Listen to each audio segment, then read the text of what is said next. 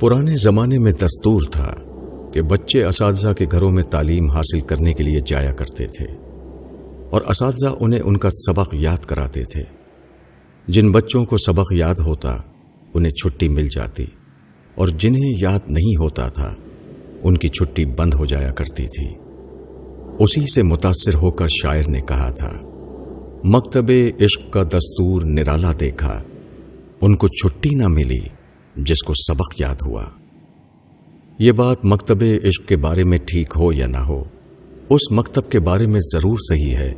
جو روزے کی شکل میں مسلمانوں کے لیے ہر سال رمضان میں لگایا جاتا ہے۔ ماہ رمضان میں لوگوں کو روزے کی سخت مشقت میں ڈال کر یہ سبق دیا جاتا ہے کہ ان میں اللہ تعالیٰ کی اطاعت کے لیے کسی بھی حد تک جانے کی صلاحیت ہے، چاہے انہیں شدید گرمیوں میں پیاس کی اذیت اٹھانی پڑے یا موسم گرما کے طویل روزوں میں بھوک کی اذیت سہنی پڑے، وہ یہ صلاحیت اور قدرت رکھتے ہیں کہ رب کے لیے یہ سب جھیل لیں۔ اکثر لوگ یہ سب کچھ 1 ماہ تک کرتے رہتے ہیں، مگر افسوس کہ وہ اصل سبق یاد نہیں کرتے۔ چنانچہ جیسے ہی روزے ختم ہوتے ہیں ان کی چھٹی ہو جاتی ہے، وہ نماز چھوڑ دیتے ہیں، فواحش پر دلیر ہو جاتے ہیں، انفاق کو بھول جاتے ہیں وغیرہ۔ مگر جو شخص روزے کا اصل سبق یعنی ہر طرح کے حالات میں اطاعت سیکھ لیتا ہے، روزے کی درسگاہ ختم ہونے کے بعد بھی ان کو چھٹی نہیں ملتی، وہ روزے کے بعد بھی اطاعت پر قائم رہتا ہے، وہ ہر گناہ سے بچتا اور ہر نیکی کی طرف دوڑتا ہے، اس لیے کہ یہ اس کے رب کا حکم ہوتا ہے۔ مگر ایسا نہیں ہے کہ ان لوگوں کو کبھی چھٹی نہیں ملے گی، عنقریب جنت میں ان کو ہر پابندی سے مکمل چھٹی مل جائے گی۔ عید کا دن اسی چھٹی کی علامت ہے۔ عید خوشیوں کا دن ہے، یہ بھوک اور پیاس کی تکلیف اٹھانے کے بعد بے روک ٹوک کھانے پینے کا دن ہے، یہ مہینہ بھر رمضان کی مشقت جھیلنے کے بعد ایام میں عید کی تفریح، راحت اور سرور کا نام ہے۔ یہ عبادت و ریاضت کے ساتھ رب سے جڑے رہنے کے بعد دوبارہ انسانوں کی طرف لوٹنے اور ان سے ملنے ملانے کا دن ہے۔ عید کے دن کی یہ حیثیت سب لوگ جانتے ہیں، مگر عید کے دن کی ایک اور حیثیت بھی ہے جسے کم ہی لوگ جانتے ہیں،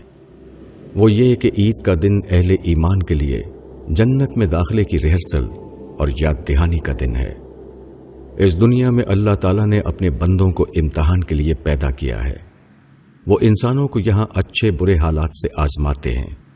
اپنے بندوں سے ان کا مطالبہ یہ ہوتا ہے کہ وہ حالات کے سرد و گرم اور زمانے کے خیر و شر سے بے نیاز ہو کر خدا پرستی کے رویے پر قائم رہیں۔ لوگ جھوٹ بولیں لیکن وہ سچ پر قائم رہیں، لوگ وعدے توڑیں مگر وہ ایفائے عہد کو زندگی بنا کر جئیں، لوگ رزق حرام کو اپنے دسترخوان کی زینت بنائیں مگر وہ حصول رزق حلال کو اپنا نصب العین بنائیں، لوگ غفلت کی زندگی گزاریں مگر وہ اطاعت کے راستے پر گامزن رہیں۔ یہ اور ان جیسے مطالبات کو پورا کرتے ہوئے زندگی گزارنا کوئی آسان کام نہیں، یہ روزے کی بھوک پیاس برداشت کرنے جیسا مشکل عمل ہے، مگر جو لوگ 60-70 برس کی مختصر عمر میں یہ کر گئے انہیں ہمیشہ کے لیے نعمت بھری جنتوں میں داخل کر دیا جائے گا، جہاں ہر چیز بلا روک و ٹوک انہیں ملتی رہے گی۔ جس دن یہ ہوگا وہ ان کی زندگی کا سب سے خوبصورت دن ہوگا۔ عید کا دن اسی آنے والے دن کی یاد دہانی ہے جب رکنے ٹھہرنے صبر کرنے کے سارے مطالبات ختم کر کے اہل ایمان پر ختم نہ ہونے والی خوشیوں کے دروازے کھول دیے جائیں گے۔ ابو یحییٰ